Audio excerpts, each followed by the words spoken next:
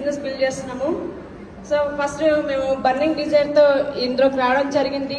So విజన్తో మేము commitment తీసుకుని work చేయడం జరిగింది. ఈ రోజు ఈ విఎంసీఎం గారి కండిషన్ చేయించుకోవడం జరుగుతుంది.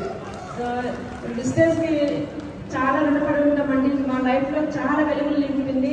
So thank you friends, wish you well.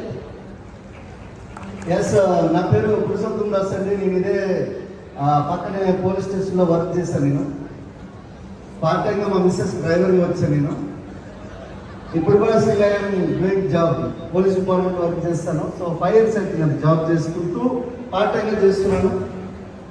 So చాలా మందికి ఇక్కడ ఎందుకు చేయాల్సి వచ్చిన అవసరం వచ్చింది అనుకున్నంటే, నాకు చిన్నప్పటి నుంచి పెద్ద పెద్ద కళలు ఉన్నాయి. ఎలాంటి కళలు అనుకున్నంటే దిమ్మ దిగిపోయే కళలు. చిన్న కారు కాదు, పెద్ద కారు కాదు, నాకంటూ ఒక సొంత హెలికాప్టర్ ఉండాలి, నాకంటూ ఒక రోల్స్ రాయిస్ నాకు ఒక సపరేట్గా ఉండాలి.